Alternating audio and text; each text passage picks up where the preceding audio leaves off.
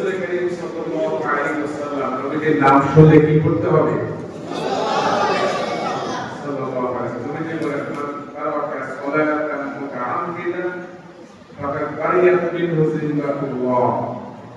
নবী বলেন কোন ব্যক্তি এক ওয়াক্ত ফরজ নামাজ ইচ্ছাকৃতভাবে ছেড়ে দেয়, আল্লাহর জিম্মা ওই বান্দা থেকে উঠে চলে যায়। আলহামদুলিল্লাহ। কোন ব্যক্তি ইচ্ছাকৃতভাবে এক ওয়াক্ত ফরজ নামাজ যদি ছেড়ে দেয়, কয় ওয়াক্ত? এক ওয়াক্ত। আল্লাহ তাআলা বান্দা থেকে জিম্মাদারি উঠিয়ে নেয়। আল্লাহ তাআলা এই বান্দার প্রতি জিম্মাদারি রাখেন। আলহামদুলিল্লাহ। এই প্রথম হাদিস থেকে আমরা বুঝলাম এক ওয়াক্ত ফরজ নামাজ ইচ্ছাকৃতভাবে ছেড়ে দেব না। আমি তোমাকে উল্লেখ করেছিলাম যে যতক্ষণ পর্যন্ত হুঁশ আছে ততক্ষণ পর্যন্ত নামাজ ছাড়া যাবে না। রোজা আপনি এখন না রাখলেন, ফিদিয়া দিলেন, কাফারা দিলেন, অথবা পরবর্তী সময় আদায় করতে পারেন। হজ আপনি এই বছর করতে পারলেন না, আগামী বছর করলেন, এই বছর আগামী বছর পারলেন না, 5 বছর পরে করলেন। কিন্তু নামাজের মতো একটা ইবাদত, যে ইবাদতটা আপনি ইচ্ছে করলে এখন ছেড়ে দিবেন, আগামী দিন আদায় করবেন, এটা হবে না। ইন্না সলাতা কানাত আলাল মুমিনিনা কিতাবান মাওকুতা। নির্দিষ্ট সময় নামাজ আদায় করতেই হবে। এটা কার হুকুম? আল্লাহ রাব্বুল আলামিন। নামাজ আদায়ের এক নম্বর উপকারিতা নবীজি বলেন, এক নম্বর নামাজ আদায় করে রাখাতুল নামাজ অন্তরের প্রশান্তি দান করে। সুবহানাল্লাহ। যে ব্যক্তি নামাজ পড়বে সে অন্তরের প্রশান্তি পাবে। মুহাম্মদ রাসূলুল্লাহ সাল্লাল্লাহু আলাইহি ওয়াসাল্লাম বলেছেন, হতাশা দূর করে। নবীজি হযরত বেলাল রাদিয়াল্লাহু তাআলা বলেন, বেলাল আযান দাও, ও বেলাল আযান দাও, নামাজের মাধ্যমে প্রশান্তির শান্তির ব্যবস্থা করো। সুবহানাল্লাহ। তাহলে নামাজের মাধ্যমে অন্তরের শান্তি পাওয়া যায়, ঠিক কি না?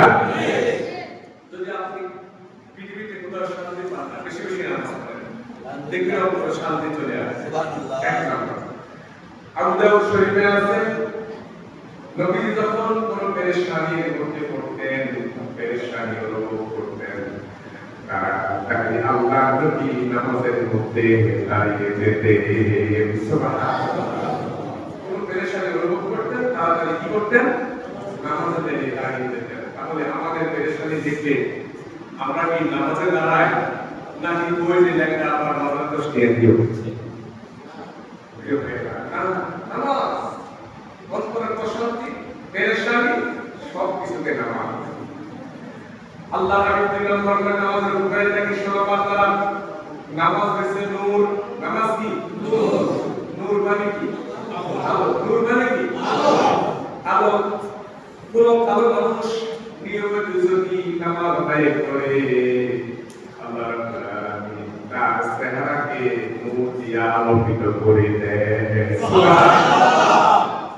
কালো মানুষ যদি নিয়মিত নামাজ আদায় করে, তার চেহারাটা যদি দেখবে একটা মায়াবী চেহারা, এটা নূর যেন তার চেহারার মধ্যে চলে। এটা নামাজ হলো নূর।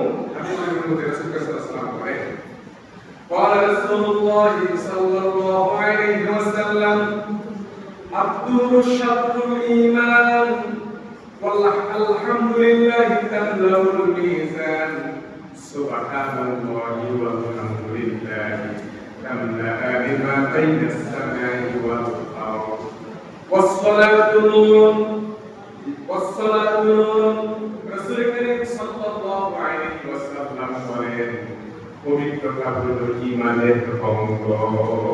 সুবহানাল্লাহ। পবিত্রতা ঈমানের অঙ্গ। আলহামদুলিল্লাহ তামলাউল মিজান।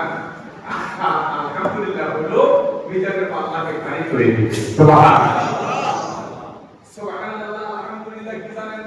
কোন ব্যক্তি যখন সুবহানাল্লাহ ওয়া আলহামদুলিল্লাহ পড়ে, তামতাহা লিমা বাইনাস সামাই ওয়াল আরদ, আকাশ আর জমিনের মধ্যে যে খালি জায়গাটুকু আছে, ওই খালি জায়গা আল্লাহ তাআলা আপনার আমল নামায় নেক দিয়ে পরিপূর্ণ করে দেন। তাহলে সুবহানাল্লাহ, সুবহানাল্লাহ কি করে? সুবহানাল্লাহ আলহামদুলিল্লাহ, আসমান এবং জমিনের খালি জায়গাটুকু আল্লাহ নেক দিয়ে পরিপূর্ণ করে দেন। সুবহানাল্লাহ।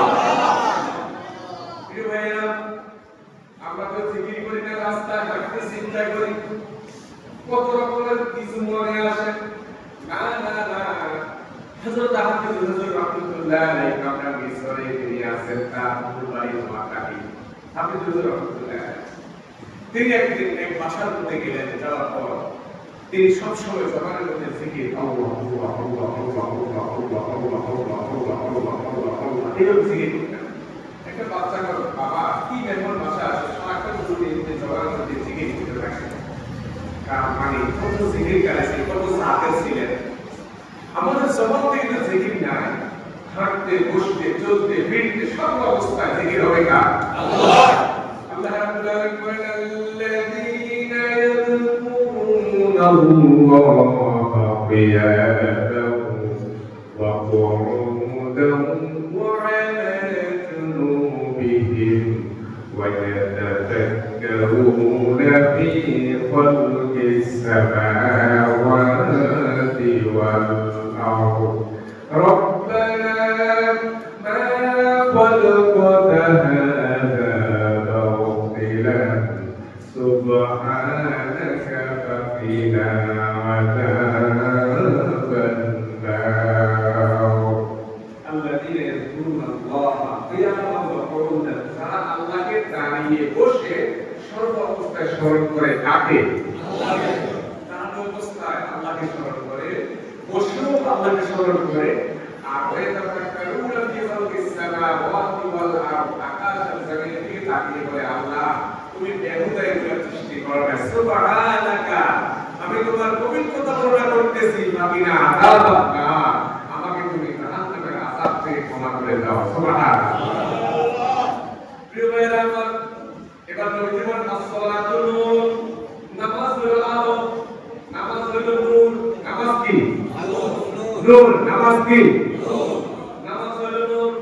কুরআনে কারীমের মধ্যে আল্লাহ রাব্বুল আলামিন ইয়াউমা তারাল মুমিনিনা ওয়াল মুমিনাতি ইয়াসআ নূরুহুম বাইনা আইদিহিম ওয়া বিআইমানিহিম। আল্লাহ পাক বলেন কিয়ামতের ময়দানে ইমানদার নারী এবং পুরুষকে আপনি দেখবেন তারা যখন মাঠে মাঠে তাদের সামনে এবং পিছনে নূর চমকাইতে থাকবে। নামাজি ব্যক্তির কিয়ামতের ময়দানে তার সামনে এবং পিছনে আলো থাকবে। কি থাকবে? আলো থাকবে। আল্লাহু আকবার সুবহানাল্লাহ। তার মানে নামাজি ব্যক্তি নামাজ পড়ার কারণে তার সামনে এবং পিছনে ইমানদারদের সামনে এবং পিছনে কি থাকবে? আলো থাকবে। সেখানে আলো থাকবে, সেখানে কতটা থাকতে পারে? থাকতে পারে। প্রিয় ভাইরা, যারা পাঁচ ওয়াক্ত নামাজ নিয়মিত আদায় করবে, নবী বলেন মান হাফাযা আলাইহা, যে ব্যক্তি পাঁচ ওয়াক্ত নামাজ নিয়মিত আদায় করবে, কানাত লাহু নূরান, দুনিয়াতেও আলোকিত হবে, কিয়ামতেও আলোকিত হবে। সুবহানাল্লাহ। কিয়ামতে হবে তার পক্ষে দলিল, এই নামাজ হবে তার পক্ষে দলিল। ওয়া নাজাতাল ইয়াউমাল কিয়ামা, জাহান্নাম থেকে এই নামাজটাকে মুক্ত করার ব্যবস্থা করে দেবে। নবীজি বলেন মান হাফাযা আলাইহা কানাত লাহু নূরান ওয়া কুরআনান ওয়া নাজাতাল ইয়াউমাল কিয়ামা। সেই ব্যক্তি পাঁচ ওয়াক্ত নামাজ নিয়মিত আদায় করবে, এটা তার জন্য দুনিয়াতে আলো হবে, আর কিয়ামতের ময়দানে তার জন্য দলিল হবে, আর জাহান্নাম থেকে তাকে মুক্ত করার ব্যবস্থা করা হবে। প্রিয় ভাইরা আমার, এবার নবীজি কি বলে শুনেন। কোন ব্যক্তির নামাজ ঠিক, তার সব কিছু ঠিক, যার নামাজ ঠিক নাই তার কোনো কিছুই ঠিক নাই। নবীজি বলেন রাহিম সাল্লাল্লাহু আলাইহি ওয়া সাল্লাম মুকাসারু বিহি আ'মাল ইয়াউমাল কিয়ামা, কিয়ামতের ময়দানে বান্দার নামাজের হিসাব দেওয়া হবে। এরপরে নবীজি বলেন ফাইন সালাহা সালাতা সালাহা সাইরুল আমালি ওয়া ইন ফাসাদা ফাসাদাত সাইরুল আমালি। আল্লাহ বলেন নামাজ তো সঠিক, অন্যান্য সমস্ত আমল বান্দার সঠিক, নামাজ ঠিক না হয় অন্যান্য ইবাদত কাফির হয়ে যায়। তার মানে নামাজ ঠিক তো অন্যান্য ইবাদত ঠিক, নামাজ ঠিক নেই তো অন্যান্য ইবাদত ঠিক নাই। নামাজকে বলা হয়েছে ইবাদতের মাথা বলা হয়েছে নামাজকে। আচ্ছা বলেন তো, কোন ব্যক্তির হাত না থাকলেও বান্দা আছে, পা না থাকলে বান্দা আছে, গলা না থাকলে বান্দা আছে? আছে না। আল্লাহর মতো যার কাছে নামাজ আছে তার কাছে সবকিছু আছে। আমার ভাইরা, আমাদের দেশে কিছু কিছু বিশ্বের জন্ম হয়েছে যারা নামাজের হাকিকত বর্ণনা করে, পানির নিচে বাতি জ্বলে জলপাতা সে দিবে না। আরে আমরা বিশ্বের মুরিদে হইলে নামাজের রোজা লাগে না।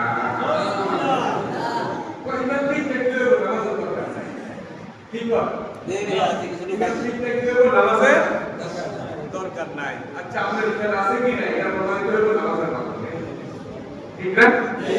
ইমান আছে কি নাই এটা প্রমাণিত হয় নামাজের মাধ্যমে। কথা বলেন ঠিক কি না? প্রিয় ভাইরা আমার, যে ব্যক্তি পাঁচ ওয়াক্ত নামাজ আদায় করবেন, আল্লাহ রাব্বুল আলামিন নবীজি বলেন আল্লাহ তার জিম্মায় তাকে জান্নাতে পৌঁছে দিবেন। সুবহানাল্লাহ। নবীজি বলেন ক্বালা রাসূলুল্লাহ সাল্লাল্লাহু আলাইহি ওয়াসাল্লাম খামসু সালাত কাতাবাহুন্নাল্লাহু আলাল ইবাদ মান জাআ বিহিন্না ইয়াওমান শাইআন কানা লাহু আনহু ইনদাল্লাহি আন ইউদখিলাহুল জান্নাহ। আল্লাহ নবী বলেন পাঁচ ওয়াক্ত নামাজ আল্লাহ তার বান্দাদের উপর ফরজ করেছেন। যে ব্যক্তি পাঁচ ওয়াক্ত নামাজ নিয়মিত আদায় করবে, এক ওয়াক্ত নামাজ নষ্ট করবে না, অবজ্ঞা করবে না, অবহেলা করবে না, আল্লাহ পাক বলেন তুমি আমার কাছে আসো, আমি তোমাকে আমার নিজ ভাই তোমাকে জান্নাতে প্রবেশ করাইয়া দেব। প্রিয় ভাইরা, তাহলে মুত্তাকি ব্যক্তি দুই নম্বর বৈশিষ্ট্য হলো আল্লাযীনা ইউকিমুনাস সালাত, তার নামাজের প্রতি যত্নবান হবে। আমাদের প্রতি কি হবে? যত্নবান হবে। প্রিয় ভাইরা আমার, এবার নবীজি বলেন নামাজ আমাদের জিন্দেগির আগের সমস্ত গুনাহগুলো মাফ করে দেয়। হযরত ওসমান রাদিয়াল্লাহু তাআলা বলেন কোন মুসলমান যখন ওযু করে নামাজ দাঁড়ায় তখন আল্লাহ আমিন সাথে সাথে তার জীবনের সমস্ত গুনাহ মাফ করে দেয়। সুবহানাল্লাহ। কোন মুসলমান যখন ভালোভাবে ওযু করে রুকু সিজদা সুন্দরভাবে আদায় করে কানা কাফারাতুল লিমা ক্বাবলাহা মিনাল যুনুব, এই নামাজ তার আগে এবং পিছনের সমস্ত গুনাহগুলো মাফ হয়ে যায়। সুবহানাল্লাহ। জামাতে নামাজ আদায় করি না সম্পর্কে নবীজি কি বলে শুনেন। عن عثمان رضي الله تعالى عنه قال قال رسول الله صلى الله عليه وسلم من صلى العشاء في الجماعة فكأنما قام نصف الليل ومن صلى الصبح في جماعة فكأنما صلى الليل كله। হযরত ওসমান রাদিয়াল্লাহু তাআলা থেকে হাদিসটা বর্ণিত, তিনি বলেন রাসূল সাল্লাল্লাহু আলাইহি ওয়াসাল্লাম বলেছেন যে ব্যক্তি এশার নামাজ জামাতের সাথে আদায় করেছে সে যেন কত রাত্রি ইবাদত করার সওয়াব আল্লাহ তাআলা আমলনামায় দিয়ে দিয়েছে। সুবহানাল্লাহ। যে ব্যক্তি এশার নামাজ জামাতের সাথে আদায় করেছে, কোন নামাজ? এশার নামাজ। এশার নামাজ। এশার নামাজ যে ব্যক্তি জামাতের সাথে আদায় করেছে সে যেন কত রাত দাঁড়ায় দাঁড়ায় নামাজ পড়ার সওয়াব তার আমলনামায় দিয়ে দেওয়া হয়েছে। সুবহানাল্লাহ। কি মনে করেন?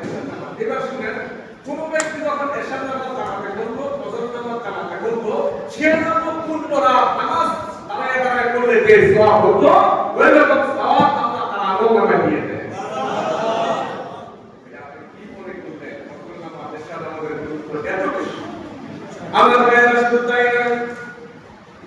তাই না, আব্দুল্লাহ ইবনে ওমর রাদিয়াল্লাহু তাআলা থেকে হাদিসটা বর্ণিত করা, তিনি বলেন قال رسول الله صلى الله عليه وسلم صلاة الجماعة كفر الصلاة صلاة الفجر ب27 ركعة।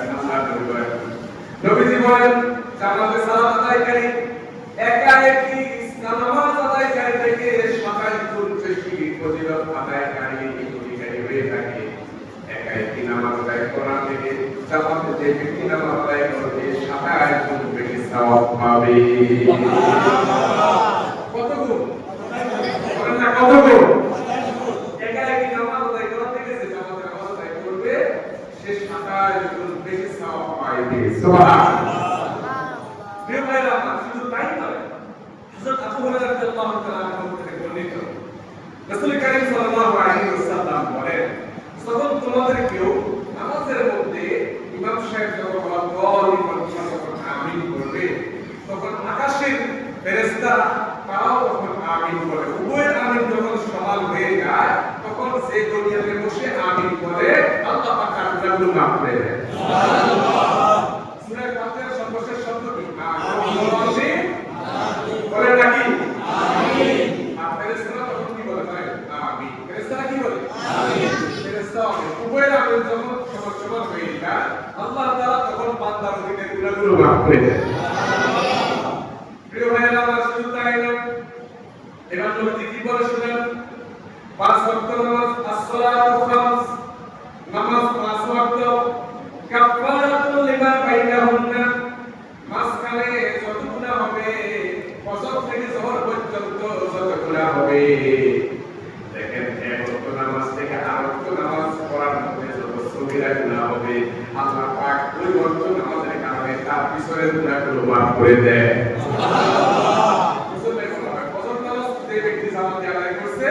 আবার জোহর নামাজ পড়তে এসে জোহর এবং ফজরের মধ্যখানে যে গুনাহগুলো হয়েছে সগীরা গুনাহ, এই জোহরের নামাজের মাধ্যমে আল্লাহ তাআলা তার জোহর ওই যে ফজর থেকে জোহর পর্যন্ত যে গুনাহ হয়েছে এই গুনাহগুলো আল্লাহ মাফ করে দেয়। আবার জোহর থেকে আসর পর্যন্ত যে গুনাহগুলো হয়েছে আসর নামাজ আদায় করার কারণে আল্লাহ তাআলা জোহর থেকে আসর পর্যন্ত যে গুনাহ হয়েছে আল্লাহ সেটা মাফ করে দেয়।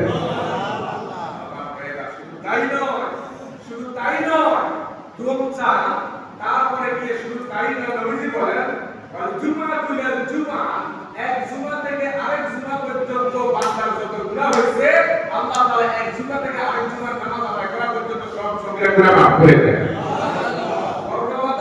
রমাদান মুকাফফিরাতুল লিমা বাইনাহুন্না, এক রমজান থেকে আরেক রমজান পর্যন্ত বান্দার যত সগীরা গুনাহ হয়েছে আল্লাহ সমস্ত গুনাহ মাফ করে দেয়। আমাদের তবিয়ত, আমাদের স্বভাব হলো মানুষের দোষ করা। কেমনে মানুষের বিপদে হারানো যায়, কেমনে দোষ করা যায়, কেমনে ক্ষতি করা যায়, কেমনে আইন করা যায়, ক্ষতি করা যায়, এই চিন্তা হলো আমল। আর আল্লাহর চিন্তা হলো বান্দাকে কোন উসিলায় মাফ করা যায়। আল্লাহর কাছ থেকে কোন উসিলায় বান্দাকে ক্ষমা করা যায়, এটা হলো আল্লাহ তাআলার আদব, আল্লাহ তাআলার উপকার করে। সুবহানাল্লাহ। প্রিয় ভাইরা আমার, শুধু তাই নয়, নবীজি বলেন মাসালুস সালাতু খামসিন কামাসালি দাখালিন সারিন আলা বাবি আহাদিকুম ইয়াগসিলু বিহি কুল্লা ইয়াউমিন খামসা মাররা। আল্লাহ নবী বলেন তোমাদের কারো বাড়ির দরজার সামনে প্রথমবার যদি একটি পুকুর থাকে, একটা নদী থাকে অথবা খাল থাকে, পুকুর থাকে, যদি ওই ব্যক্তি ওই নদীতে, ওই পুকুরে, ওই খালের মধ্যে যদি দৈনিক 5 বার যদি সে গোসল করে, বলেন তো দেখি তার শরীরের মধ্যে কোনো ময়লা থাকবে? না। আপনারা বলেন থাকবে? না। এটা আল্লাহ নবী কি বলেছেন? নবী বলেন 5 ওয়াক্ত নামাজ তেমনি ভাবে গুনাহগারের গুনাহগুলো ধুইয়ে তাকে সাফ করে জান্নাতি বানিয়ে দেয়। সুবহানাল্লাহ। আমাদের বাড়ির সামনে নবী বলেন তোমাদের বাড়ির সামনে কোনো পুকুর থাকলে সেই পুকুরে 5 বার দৈনিক সাবান দিয়ে ভালোভাবে বসে গোসল করলে যেমন ময়লা থাকে না, এমনি ভাবে 5 ওয়াক্ত নামাজ আদায় করলে তার শরীরের মধ্যে কোনো গুনাহ থাকে না। আমার ভাইরা, নবী করিম সাল্লাল্লাহু আলাইহি ওয়াসাল্লামকে প্রশ্ন করেছে, ইয়া রাসূলুল্লাহ, বান্দার মর্যাদা কিভাবে বৃদ্ধি পায়? এবার নবীজি বলেন আলাইকা বিকাসরাতিস সুজুদ। নবীজি বলেন বান্দার মর্যাদা বৃদ্ধি পায় বেশি বেশি সিজদা করার মাধ্যমে। সুবহানাল্লাহ। বেশি বেশি সিজদা করার মাধ্যমে বান্দার কি বৃদ্ধি পায়? মর্যাদা বৃদ্ধি পায়, দাম বৃদ্ধি পায়, সম্মান বৃদ্ধি পায় বেশি বেশি সিজদা করার মাধ্যমে। সুবহানাল্লাহ। আমার ভাইরা, শুধু তাই না, নামাজ পড়লেন নবীজির কাছে থাকা যাবে। নবীজির কাছে যদি জান্নাতে কোনো ব্যক্তি যেতে চান তাও আপনাকে নামাজ লাগবে। কি লাগবে? নামাজ লাগবে। নবীজির সাহাবী রবিয়া ইবনে কাব রাদিয়াল্লাহু তাআলা আনহু আল্লাহর নবীর কাছে আসে। নবীজি বলেন কুনতু মা রাসূলিল্লাহ সাল্লাল্লাহু আলাইহি ওয়াসাল্লাম। রবিয়া ইবনে কাব বলেন আমি নবীর সাথে একবার ছিলাম। নবীজির সাথে আমি একটি রাত্রিবেলা যাপন করলাম। রাত্রিবেলা আমি নবীজির ওযুর পানি এনে দিলাম। এবার নবীজিকে বলল, নবীজি আমাকে বলল সাল। আমি নবীজিকে ওযুর পানি এনে দিলাম। ওযুর পানি এনে দেওয়ার পর রাত্রিবেলা নবীজি ওযুর পানি এনে দেওয়ার পর নবীজি বলল সাল। ও রবিয়া ইবনে আমর, তুমি আমার কাছে কিছু চাও। রবিয়া ইবনে আমর রাদিয়াল্লাহু তাআলা আনহু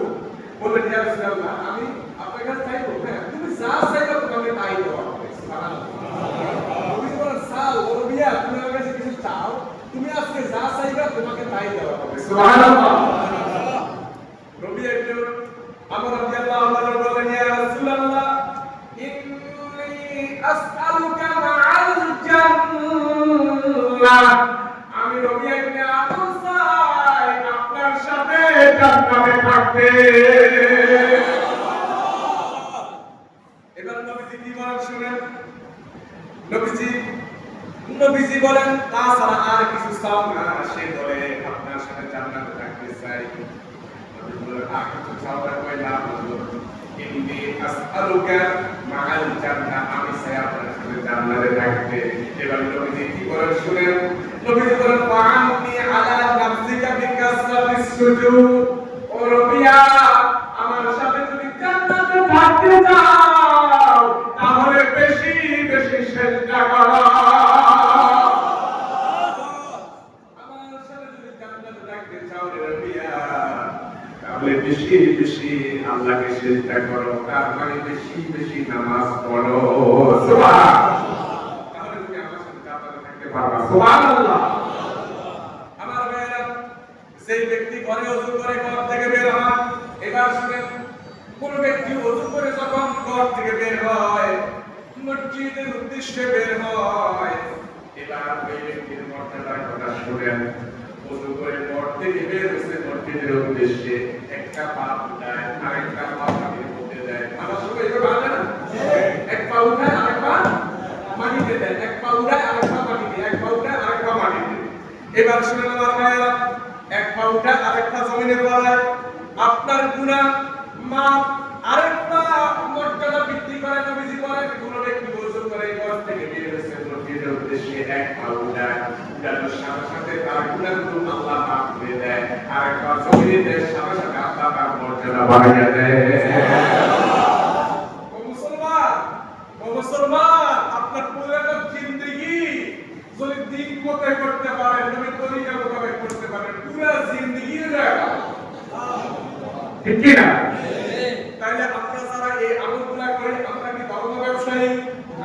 বলেন না, ধর্ম ব্যবসায়ী। আমরা নামাজ পড়ি, আমরা ধর্ম ব্যবসায়ী। আমরা ইসলামী রাজনীতি করি, আমরা ধর্ম ব্যবসায়ী। আসলে ধর্ম ব্যবসায়ী আমরা নয়, বছরে একদিন মসজিদে যে সামনের কাতারে নামাজ পড়তে গিয়ে হাত ডাক দিয়া, এটা হলো কোন ধর্ম ব্যবসায়ী।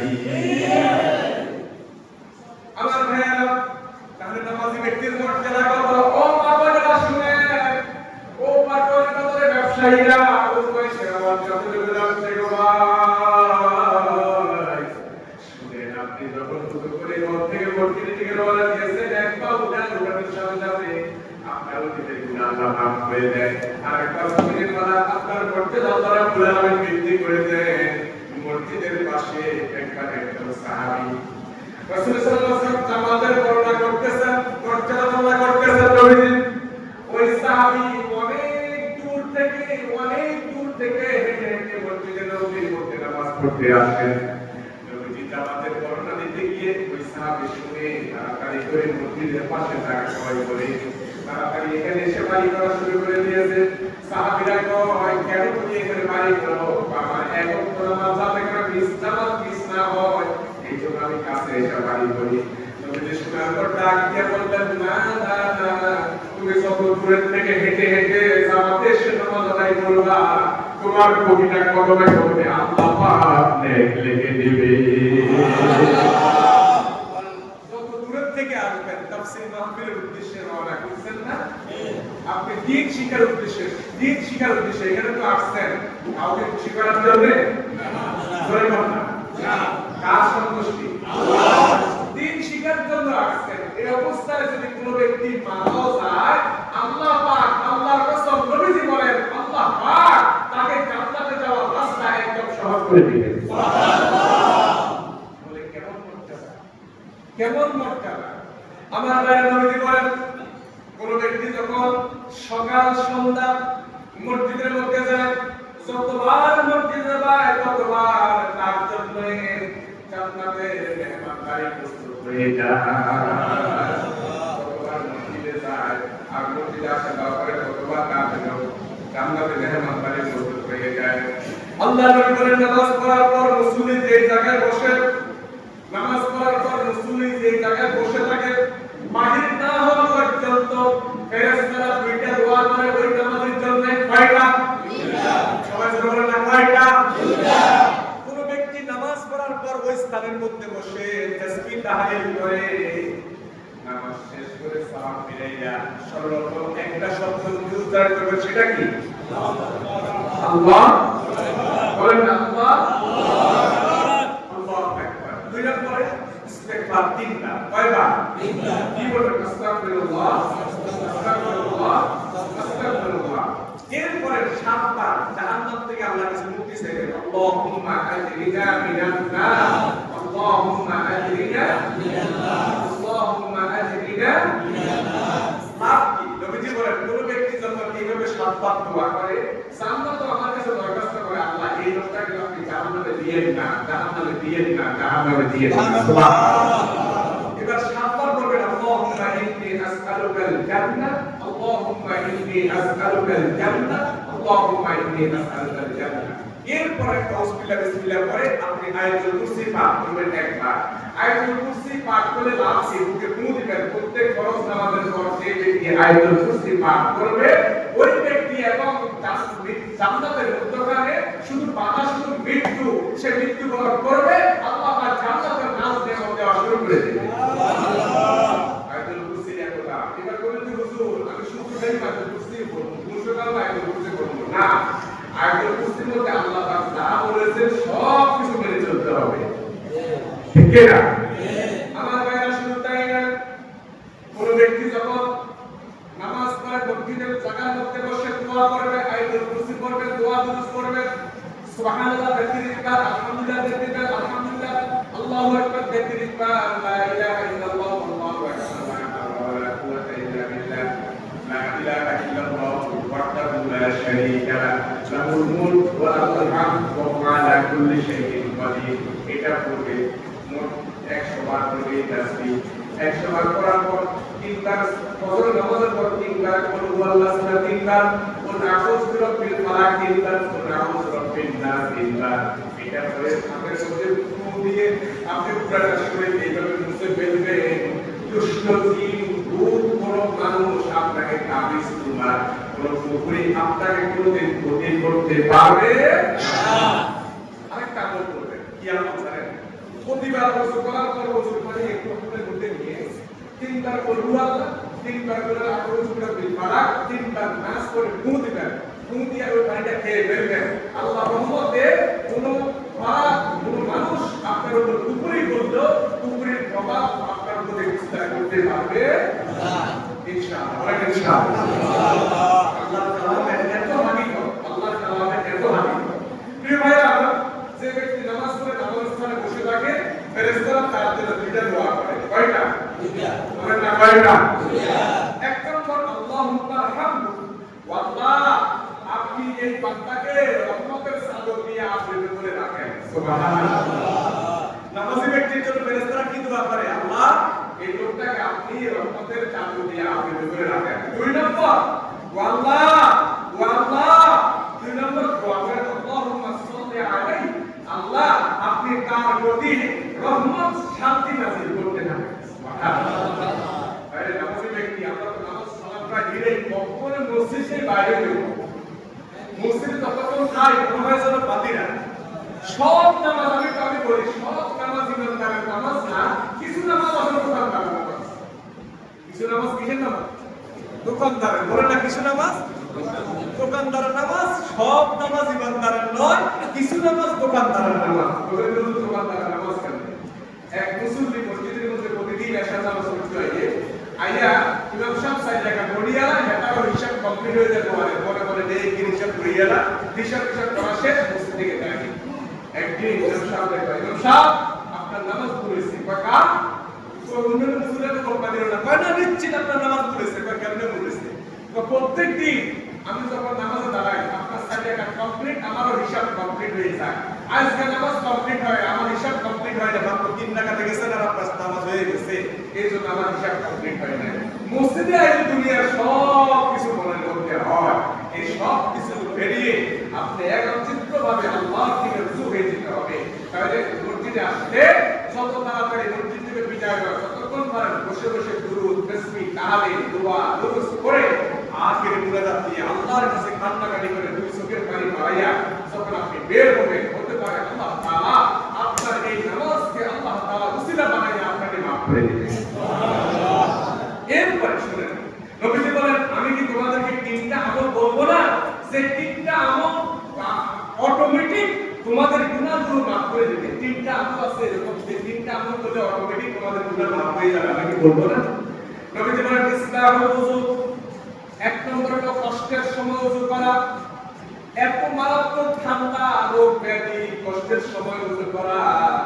এই কষ্টের সময় যে ব্যক্তি ওযু করবে আল্লাহ পাক তাকে নিজ করে অটোমেটিক তাকে মাফ করে দিবে। সুবহানাল্লাহ।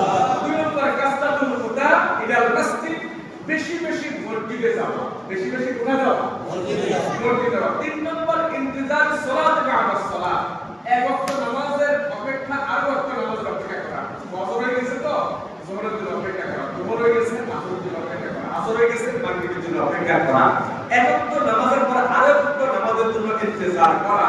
এই তিনটা কাজ যে ব্যক্তি করবে অটোমেটিক আল্লাহ তাআলা তার গুনাহগুলো মাফ করে দেবে। সুবহানাল্লাহ। প্রিয় ভাইরা আমার শুধু তাই নয়, নবীজি বলেন যে ব্যক্তি ওযু করে ঘর থেকে বের হবেন এমন অবস্থায় হাদিসে যে সওয়াব পাবেন আপনিও সেই সওয়াব পাবেন। সেই ব্যক্তি ওযু করে মসজিদে বাসায় যাওয়ার আগ পর্যন্ত আল্লাহ রাব্বুল আলামিন তাকে নামাজের সওয়াব দিয়ে থাকবে। আমার ভাইরা তাহলে এই নামাজ আল্লাযীনা ইউকিমুনাস সালাত ওয়া মিম্মা রাযাকনাহুম ইউনফিকুন, মুত্তাকি ব্যক্তির দুই নম্বর বৈশিষ্ট্য নামাজ। কি? নামাজের এত কিছু যে বর্ণনা করলাম, এবার শুনেন কোন ওয়াক্ত নামাজ আদায় করলে কি লাভ, কোন ওয়াক্ত নামাজ আদায় করলে কি লাভ শুনেন।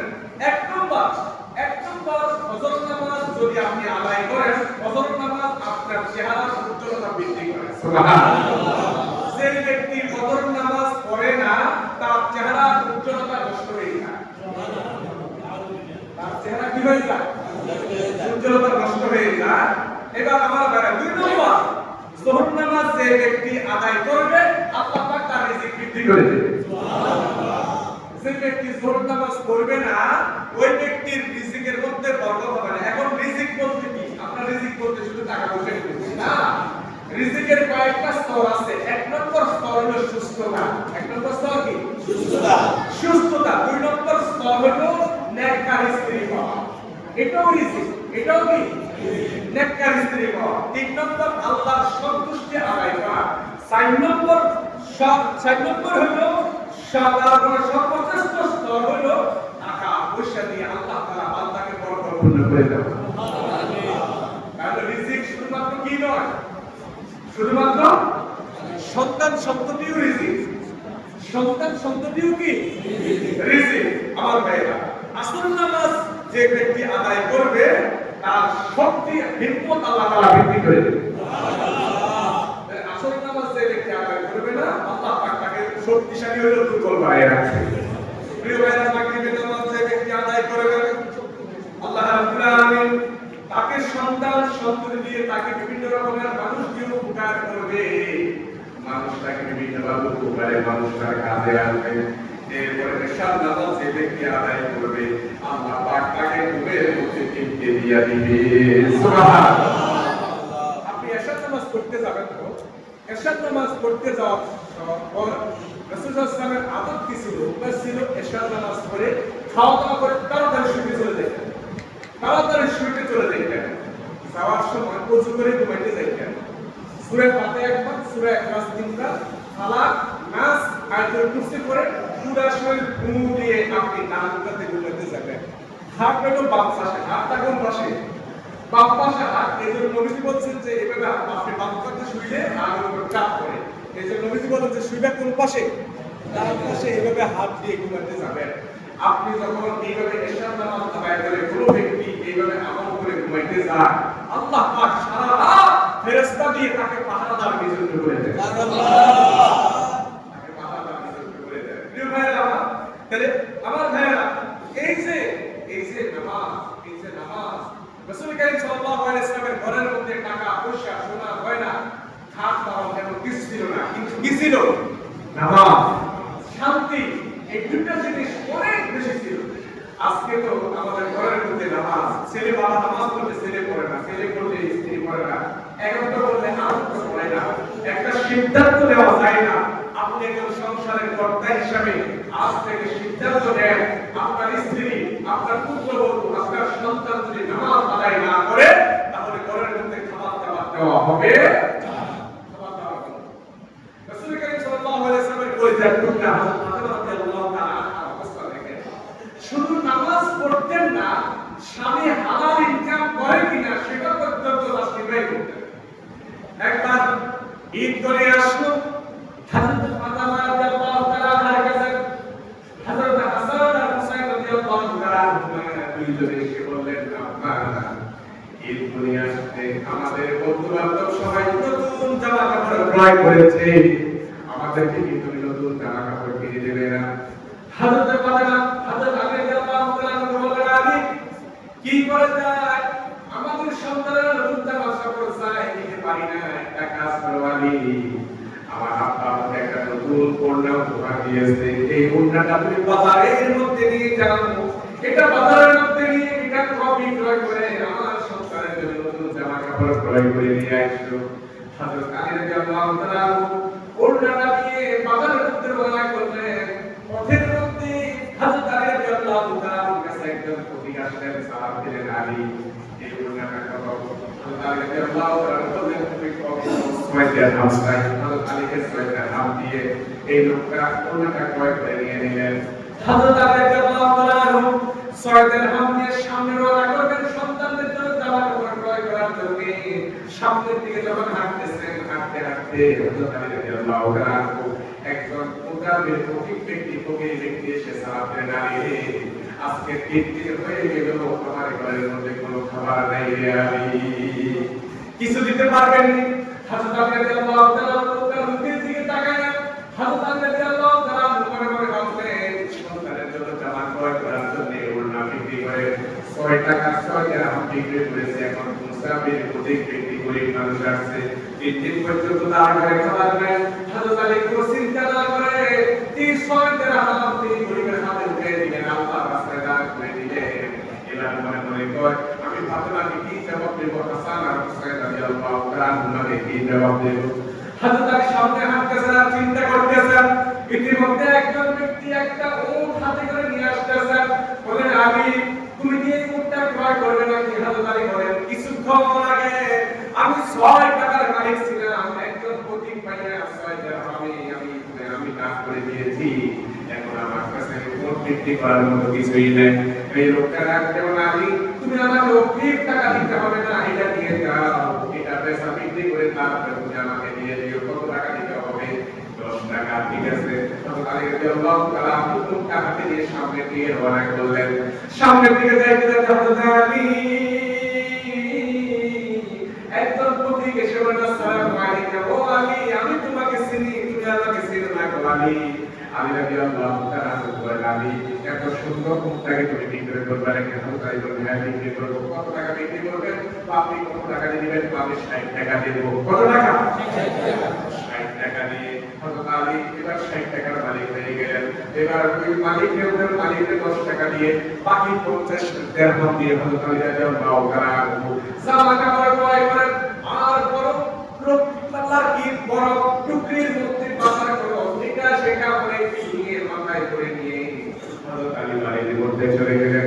বাড়ির মধ্যে যাইয়া ঘরের দরজার সামনে যাইয়া হযরত আলী ফাতেমাকে ডাক দিয়েছেন, ফাতেমা দরজা খোলেন। ফাতেমা হযরত ফাতেমা দরজা খুলে তাকিয়ে দেখলেন হযরত আলী মাথার মধ্যে বড় টুকরি, তার মধ্যে অনেক বড় শাড়ি, জামা কাপড় অনেক কিছু নতুন নতুন। হযরত ফাতেমা ডাক দিলেন, আলী আমার ওড়না কোথায়?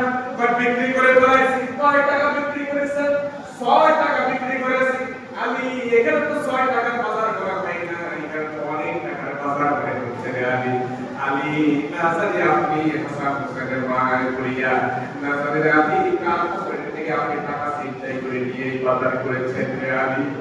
আমি সঠিক জবাব দেন আমি যদি সঠিক জবাব পাই তাহলে আমি এগুলো ঘরের মধ্যে ঢুকাবো, আর যদি সঠিক জবাব না পাই তাহলে আমি এইগুলো ঘরের মধ্যে ঢুকাবো না।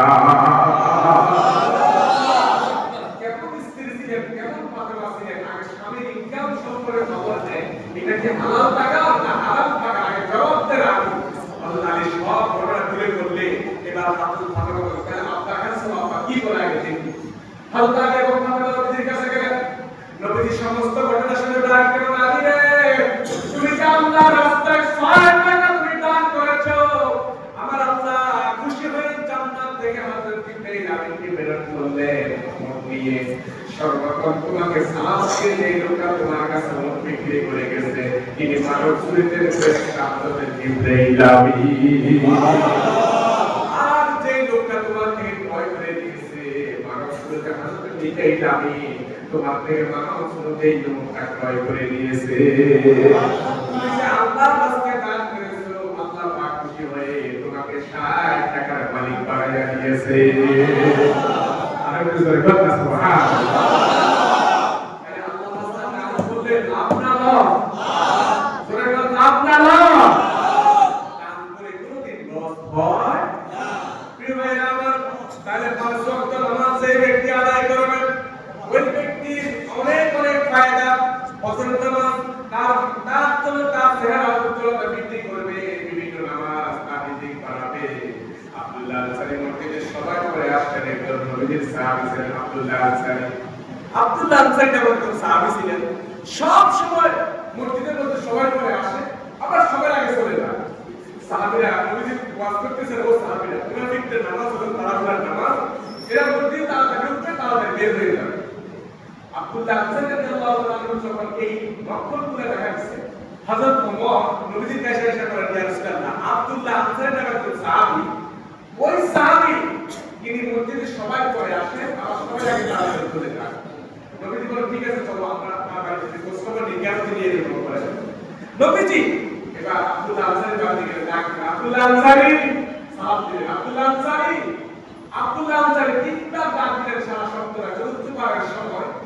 এবার আব্দুল্লাহ আনসারী বেরিয়ে এসে বলেন, আসসালামু আলাইকুম ইয়া রাসূলুল্লাহ, লাব্বাইক ইয়া রাসূলুল্লাহ ওয়া সাহাবায়ে। নবীজি আপনার দরবারে আমি নবীজি আব্দুল্লাহ আনসারী ঘরের মধ্যে থেকেও আমি এতবার ডাকের অপেক্ষা করতেছি, তুমি আমার প্রথম ডাকে সাড়া দাও, আমার জন্য কর্তব্য ছিল, কেন না আপনি সাড়া দাও নাই। আব্দুল্লাহ আনসারী এবার চোখের পানি ফেলে কাঁদলেন, ইয়া রাসূলুল্লাহ, নবীজি আপনার ডাকে আমি সাড়া দিলাম, তবে আমাদের মাত্র একটি মাত্র কাপড় আছে ঘরের মধ্যে, যে কাপড় দিয়ে নামাজ আদায় করি, যে কাপড় দিয়ে আমরা স্বামী স্ত্রী নামাজ আদায় করি। ইয়া রাসূলুল্লাহ, আমি তো আপনার সামনে আসবো, ভালোভাবে জামা কাপড় নিয়ে শরীর থেকে লজ্জাস্থান থেকে আর কতটুকু কাপড় আমার কাছে নাই, আমার স্ত্রী তখন নামাজের মধ্যে আছে, এই জন্য আমি জবাব দেই নাই। আমার স্ত্রী নামাজের মধ্যে আছে, তার স্ত্রী নামাজ শেষ করে আমাকে কাপড় দিলে আমি কাপড় পরে আপনার দরবারে হাজির হয়েছি। ইয়া রাসূলুল্লাহ বলেন, আব্দুল্লাহ আনসারী তুমি নামাজের মধ্যে সবাই পড়ে যাও, আর সবাই আগে আসো কারণটা কি? আব্দুল্লাহ আনসারী বলেন, ইয়া রাসূলুল্লাহ, আমাদের স্বামী স্ত্রীর একটা মাত্র কাপড়, আমি মসজিদ থেকে নামাজ পড়ে বাড়িতে আসলে আমার স্ত্রী এই কাপড় দিয়ে নামাজ আদায় করে, আবার আমি যখন মসজিদ যাই এই কাপড় নিয়ে যাই নামাজ আদায় করি, হুজুর আমার অবস্থা এরকম। নবীজি এই কথা শোনার পর নবীজি কথা বলতে ডাকলেন, সেই কোন সময় তার ব্যাপারে যে কোনো বক্তব্য করা যাবে না, কারণ ব্যাপারে বক্তব্য করা যাবে না। দেখো সাহাবায়ে কেরাম এত অবস্থার মধ্য দিয়েও নামাজ জামাত ত্যাগ করে নাই, জামাত আদায় করেছে। প্রিয় ভাইরা, আপনি আশ্চর্য হয়ে যাবেন আমার ভাইরা, যে কবরের মধ্যে যে বস্তুগুলা কবরের মধ্যে করা হবে, তিনটা বস্তু। যে ব্যক্তি দুনিয়ার মধ্যে সবচেয়ে বেশি নামাজের সাথে তার সম্পর্ক ছিল নামাজ, ওই ব্যক্তি কবরের মধ্যে বস্ত্র করবে রব্বুকা, তিনি জবাব দিবেন লাআনি উসাল্লি, আমাকে ছেড়ে দাও, আমার নামাজের ওয়াক্ত সময় চলে যাচ্ছে। সুবহানাল্লাহ, বলবেন না? কোন ব্যক্তিকে প্রশ্ন করেছেন রব্বুকা, সে জবাব দিবে কি লাআনি উসাল্লি, আমাকে ছেড়ে দাও, আমার তো নামাজের সময় চলে যাও। যখন কোন ব্যক্তিকে কবরের মধ্যে শোয়ায়, তার কল্লাটা কোন দিকে থাকে? কিবলার দিকে থাকে না? তো প্রশ্ন করা হবে আপনার যেভাবে সূর্য অস্তমিত হয়ে যায় আসরের নামাজ কাজা হয়ে যায় অবস্থা দেখানো হবে, তখন ওই লোকটা বলবে কি আমাকে প্রশ্ন করতে বিরক্ত করতেছ, আমাকে একটু ডিস্টার্ব দিও না, ছেড়ে দাও, আরে আমার আসরের নামাজ কাজা হয়ে যায়, আমার আসরের নামাজ কাজা হয়ে যায়, তাহলে মুসল্লি আমাকে ছেড়ে দাও।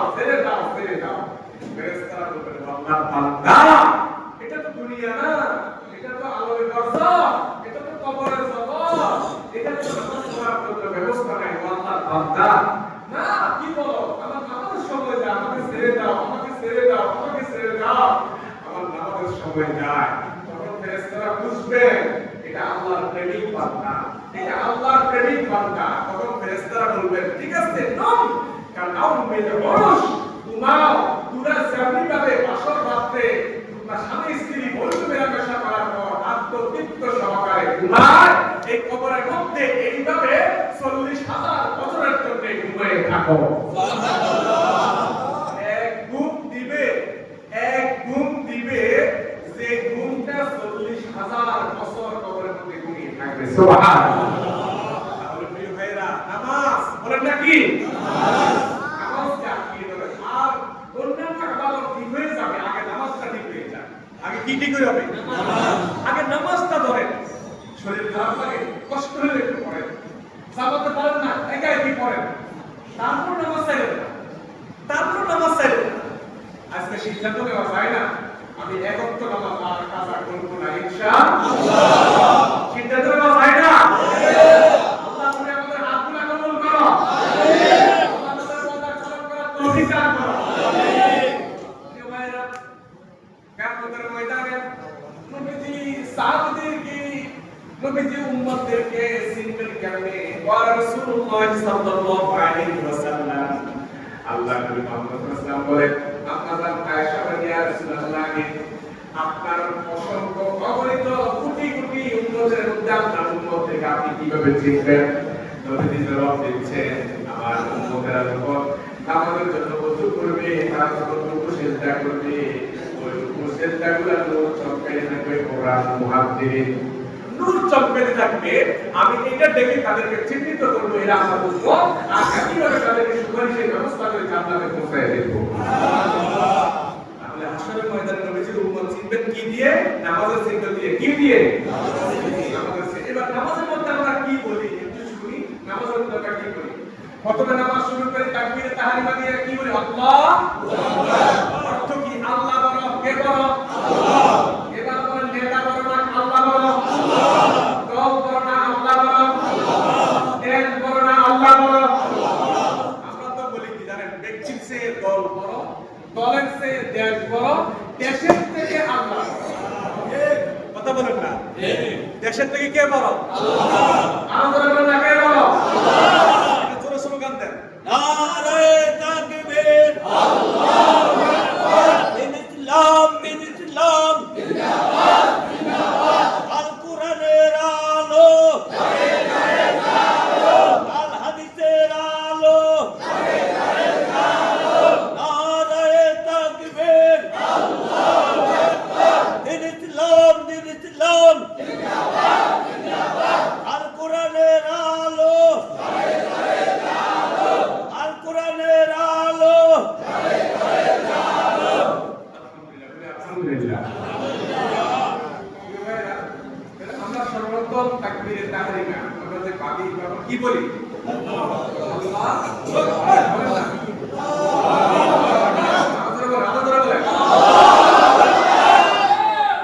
দুনিয়ার সব কিছু থেকে আমি নিজকে মুক্ত করে আল্লাহু আকবার।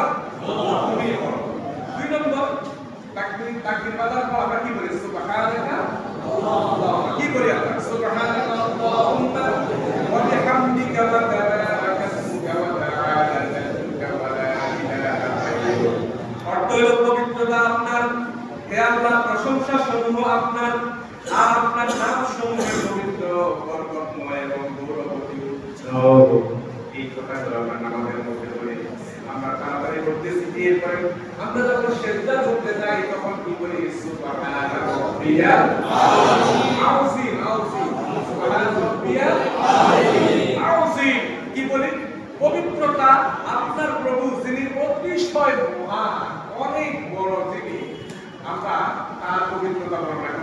এরপর সামিআল্লাহু লিমান হামিদা, আমি তার প্রশংসা করি, তিনি কি শুনেন? সামিআ শুনেন, সামিআল্লাহ আল্লাহ শুনেন, লিমান হামিদা কে আল্লাহ প্রশংসা করে আল্লাহ সেটা শুনেন। সুবহানাল্লাহ। এরপর কি বলি? রব্বানা হামদান কাসীরান তাইয়িবান মুবারাকান ফি, এটা বলি আমরা। রব্বানা লাকাল হামদ, আল্লাহ তোমার জন্য সমস্ত প্রশংসা, সমস্ত প্রশংসা কার? আল্লাহ। এরপরে রুকুর মধ্যে কি বলি? সুবহানা রাব্বিয়াল আ'লা, আমরা বলি সুবহানা পুত পবিত্র, রব্বিয়াল আ'লা যিনি সর্বশ্রেষ্ঠ, তার আমরা পবিত্রতা বর্ণনা করতেছি। এরপরে আমরা যখন কুশিয়ার মধ্যখানে কি বলি? আল্লাহুম্মা গফিরলি ওয়ারহামনি ওয়াহদিনি ওয়াআফিনি ওয়ারযুকনি। এই দোয়া কেমন দোয়া দেখেন? দোয়া কবুল হওয়ার অন্যতম একটা সময় হলো কুশিয়ার মধ্যখানে। নবীজি বলেছেন ওয়াস্তাইনু বিস-সাবরি ওয়াস-সালাহ, আমাদের যতটুকু সাহায্য চাও। এখানে আপনি কি বলেন? যে আল্লাহ আমাকে আপনি ক্ষমা করেন, আল্লাহুম্মা গফিরলি ওয়ারহামনি, আমাকে আপনি দয়া করেন, ওয়াহদিনি, আমাকে আপনি সঠিক সরল পথে পরিচালিত করেন, ওয়াআফিনি, আমাকে নিরাপত্তা দেন, আমাকে সুস্থতা দেন, ওয়ারযুকনি, আমাকে আপনি রিজিক দেন। সুবহানাল্লাহ। আমাদের মধ্যে সব দোয়া হয়ে গেছে না প্রিয় ভাইরা? শুধু তাই না, এরপর আমরা নামাজের মধ্যে পড়ি আল্লাহুম্মা ইন্নী যালামতু নাফসি যুলমান কাসীরা ওয়া লা ইয়াগফিরু যুনুবা ইল্লা আনতা ফাগফিরলি মাগফিরাতাম মিন ইনদিকা ওয়ারহামনি ইন্নাকা আনতাল গফুরুর রাহিম। ইয়া আল্লাহ, নিশ্চয় আমরা আপনার কাছে আল্লাহুম্মা ইন্নী যালামতু নাফসি যুলমান কাসীরা, আমি আমার নিজের উপর অনেক জুলুম করেছি, অনেক গুনাহ করেছি, ওয়া লা ইয়াগফিরু যুনুবা ইল্লা আনতা, আপনি ছাড়া আমার গুনাহ ক্ষমাকারী আর কেউ নাই। আসেনি আসেনি? নামাজের মধ্যে বান্দা যখন এগুলা বলে, আল্লাহকে বলে ওয়া লা ইয়াগফিরু যুনুবা ইল্লা আনতা ফাগফিরলি, আপনি আমাকে মাফ করেন, মাগফিরাতাম মিন ইনদিকা ওয়ারহামনি, আমার প্রতি রহম করেন, ইন্নাকা আনতাল গফুরুর রাহিম, নিশ্চয় আপনি ক্ষমাশীল, আপনি গফুর, আপনি গাফফার, আপনি ক্ষমা করাকে পছন্দ করেন। তারপর আমরা কি বলি? বিতির নামাজে কি পড়ি? আল্লাহুম্মা ইন্না নাস্তাঈনুকা ওয়া নাস্তাগফিরুকা ওয়া নু'মিনু বিকা ওয়া নাতাওয়াক্কালু আলাইকা ওয়া নুসনি আলাইকা রাব্বানা। হে আল্লাহ, আপনার উপর বিশ্বাস রাখি, হে আল্লাহ নিশ্চয় আমরা আপনার সাহায্য চাই, আপনার নিকট ক্ষমা প্রার্থনা করি। এরপরে কি বলি? আপনার উপর বিশ্বাস রাখি, আপনার উপর ভরসা রাখি, আপনার গুণাবলীর প্রশংসা করি, আর আমরা আপনাকে কৃতজ্ঞতা জানাই, আপনাকে আমরা বিশ্বাস অবিশ্বাস করি না। এরপরে বলি ওয়া নাখলাউ ওয়া নাতরুকু মান ইয়াখযুরুকা, যে আপনার অবাধ্য, যে গুনাহগার, যে আপনার অবাধ্য, আমরা তাকে দূরে রাখি, তাকে পরিত্যাগ করি। তার মানে কোন গুনাহগারের সাথে, কোন পাপিষ্ঠের সাথে আমরা সম্পর্ক রাখি না। এই কথা আমরা নামাজের মধ্যে বলি। নামাজের মধ্যে এই কথা বলার পর কিন্তু আবার আমরা পাপিষ্ঠ লোকের সাথে সমস্ত কাজ কারবার করে থাকি। এটা যাতে না হয় প্রিয় ভাইরা আমার, পাপিষ্ঠ লোকের সাথে চলবো, হ্যাঁ, কোন লোকের ঘৃণা করা যাবে না, পাপকে নয়, পাপীকে নয়, পাপকে ঘৃণা করা। তার সাথে চলবো কেন?